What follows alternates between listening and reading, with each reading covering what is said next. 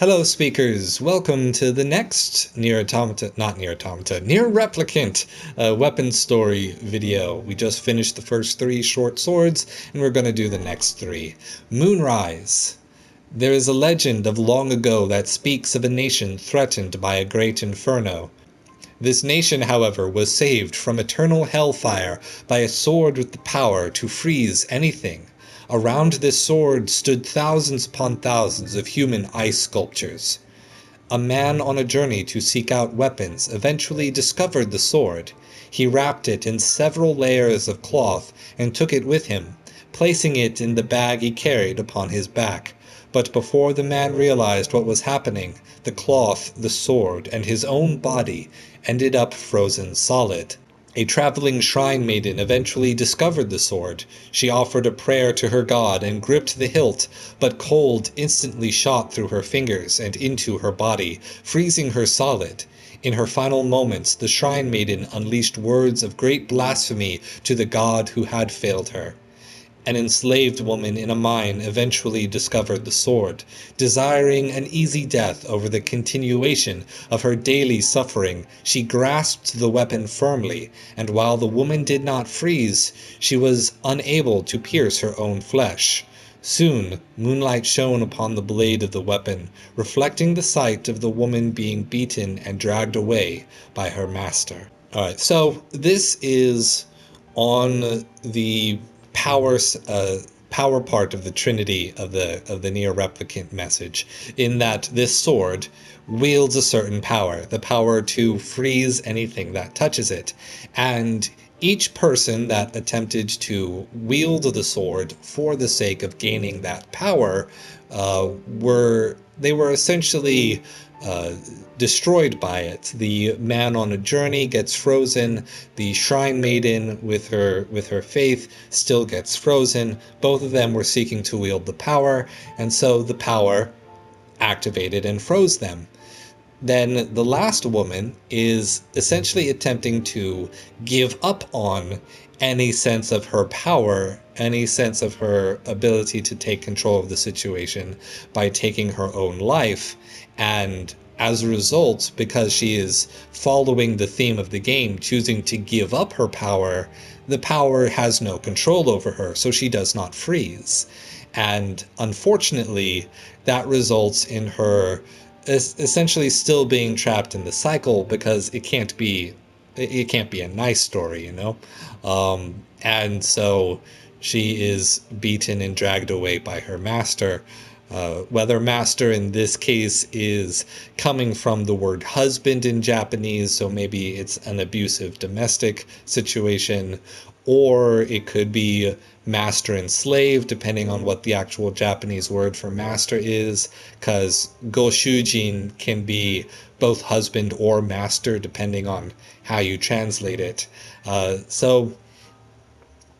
I mean, I would have liked to see a happy ending, but then again, that's not what these stories are about now, is it? Moving on to Rebirth. This is our very impractical looking weapon, a disc on a stick. It's better than just holding a regular disc, I guess. I don't know. I'm not a weapons expert. Rebirth. That's right. This here's the weapon that'll be ending your life. Aw, don't sweat it. There's nothing to worry about. It'll be a pain the likes of which you've never felt before. In fact, you won't even feel pain at first. It'll be more like water sliding across your skin. Honestly, for most folks, it ain't the pain that makes them scream. It's the sight of their own blood flowing out of them. Yeah, it won't end so easy. See this part of the blade right here? This part hurts like a real son of a bitch. It's my favorite, which is why I always save it for last. I like to use it after people's voices get too hoarse, and you can't tell what they're saying, which is a real... Fucking hell, are you ever loud? Mind piping down there? You're gonna make my hand slip. I won't kill you right away, so don't worry about a thing there, champ. I'm gonna take my sweet time before I finally give up the ghost. Honestly, you'd be surprised how much it takes to kill a person. I mean, think about it. People got 2 eyes. Most of them anyway. and 2 ears, 10 fingers, 10 toes, 20 nails across the lot, and don't even get me started on joints, 'cause folks got hundreds of the damn things. Yeah, we got plenty of ways to keep ourselves entertained. Huh? Why am I doing this? Now ain't that a question? Buddy, I'm not just doing what you've been doing for... Excuse me. Buddy, I'm just doing what you've been doing for a good long while now. Nabbing innocent citizens on fake charges, torturing them, and putting their severed heads on display. That rings any bells, buddy? It should, 'cause it was all you. Guess maybe you forgot about all that, eh? Well, that's okay. I'll spend all the time it takes to make sure you remember every last thing you did to my wife and daughter. Alright, so got into character for that one. It's a twist revenge plot. It's, I would say, it's not quite a, what's the word? Kisho Tenketsu, because the twist is actually at the end. It's a part of the conclusion rather than like, and it is also the climax. And so we have a story here of a man who essentially lost his wife and kid to a person and a person abusing their power because they were awarded power by the state. They were some sort of jailer, executioner, torturer, and they exercised these on the man's wife and daughter, and he, in return, decided to kidnap this guard, this statesman, and return that same treatment, torture them. But in either case, the man who is taking this path of revenge is himself having his options, his freedoms limited by the fact that he's choosing to engage in the cycle, to engage in violence, and choosing to use this tool to do so. He's basically given up any ability to do otherwise in order to become the thing that he's taking revenge on. And so in creating his revenge, he becomes the thing he hates, and he revels in the feeling, not realizing the irony, not realizing the dramatic tragedy of what he's actually partaking in. And moving on to Earthworms Claw. Earthworms Claw. An elderly scholar sits in the dim reference room of a moldy museum. Before him lies a single box which has long been sealed away.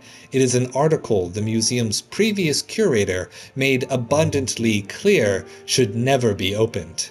It is said the box contains a fossil that drinks the blood of humans. What foolishness! One would think we as a people would have outgrown such nonsense.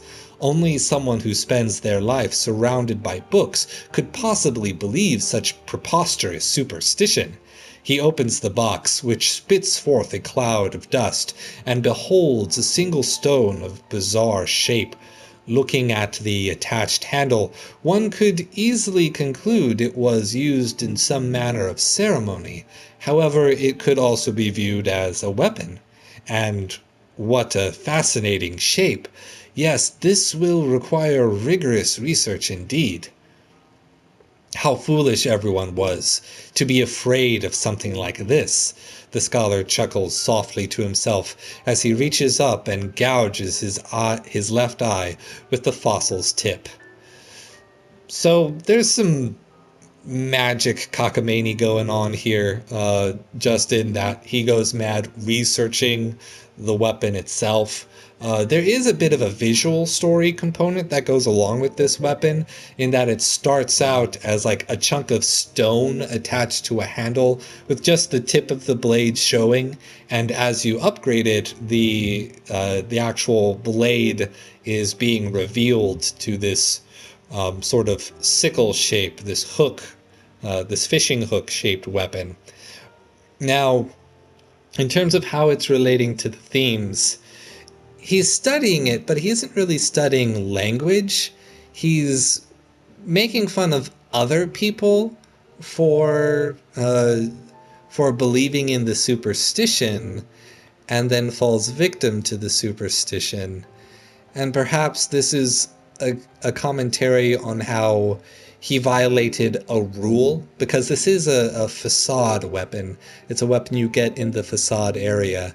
So he violates a social rule, which is designed essentially to help him ensure that he maintains his freedom, his independence from what this weapon does, and from what the magic power of this weapon does to him. And he ignores the rule. He ignores the thing that is supposed to socially keep him from exercising a power, so that he is not limited to what the power dictates. And because he ignores that, the sword, whose magic powers is causing you to stab your own eyes out, he ends up stabbing his own eyes out. I don't know if I'm stretching for this one, but it's something like that. Getting at something like that. And I think we can do one more. Let's do Blade of Treachery. Now this is a sword that I really like, just because it looks so much like a toy that I had as a kid, especially the hilt and the sort of a little bit too wide blade that flares out just a little bit further than you think it would. I don't know, it looks like a toy I got at a circus once, so it's very endearing to me. So let's go ahead and read the tragic story associated with this childhood toy. The Blade of Treachery. The sisters were puppets of complex machinery. So fine was their construction that any who laid eyes upon them assumed they were human in every way. They were the embodiment of man's greatest technological achievements. They walked like humans, ate like humans, laughed like humans. The one thing they could not do, however, was shed tears, for they were not designed in that way. Because the sisters were machines, they felt nothing. Oh, they might mourn as humans did, but they experienced no true sadness, for they did not know what sadness was. Even when their friends perished in tragic accidents, and their creator died of disease, they felt nothing. To the sisters, all it meant was that those people no longer existed. It was a warm spring's day when a lone cat wandered into their home. It was a scrawny, filthy thing riddled with disease. What a bother, the sisters thought as they looked down at the wretched creature. But they fed it milk, wiped it clean, and kept it warm, and soon the cat was well again. From that day forth it would linger wherever the sisters were, brushing against their legs when it wanted food. If it caught a mouse, it would bring it back to boast its prowess. If it wanted love, it would cry out to them in a mewling voice. What a bother, the sisters thought. It was a cold winter's day when the cat came into their house, let out a feeble squeak, and died. Time and again did the younger sister shake the cat's body. Time and again did the elder sister call out to it. But the cat neither moved nor responded.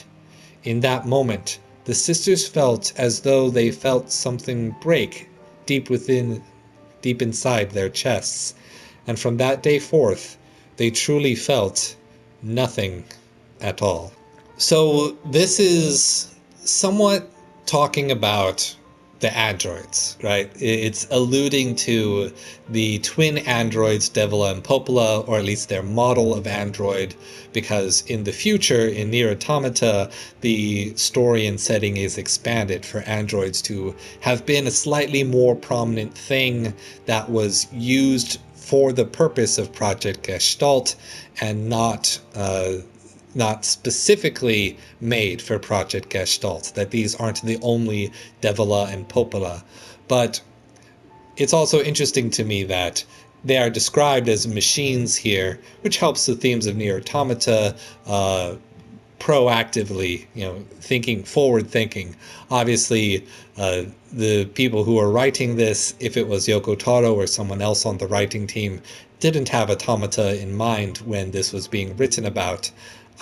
But in terms of, I guess, the thematic connection to Near Replicant, it is about the communication side of it, the language side of it.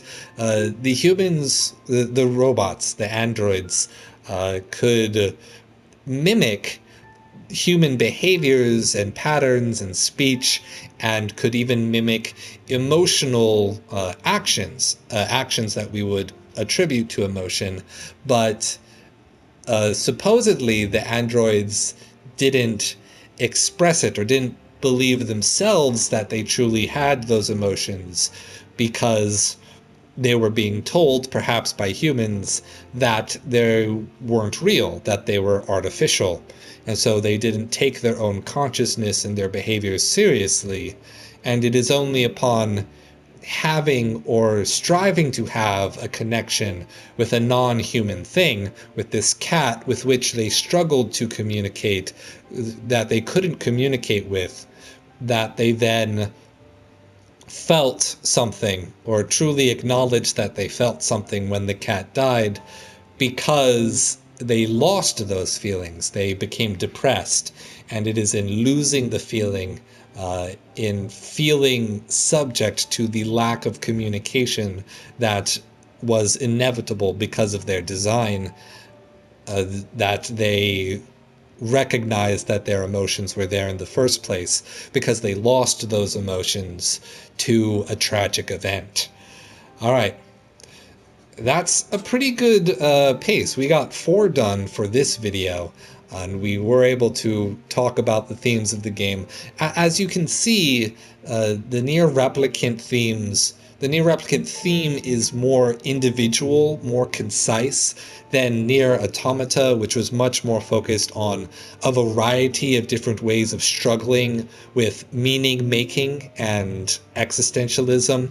And so we're going to be hearing a lot of the same sort of analysis coming out, depending on which part of the trifecta, of the triangle of Near Replicant's themes are being focused on with each short story. But thank you for watching. I'll see you at the next one. Stay true.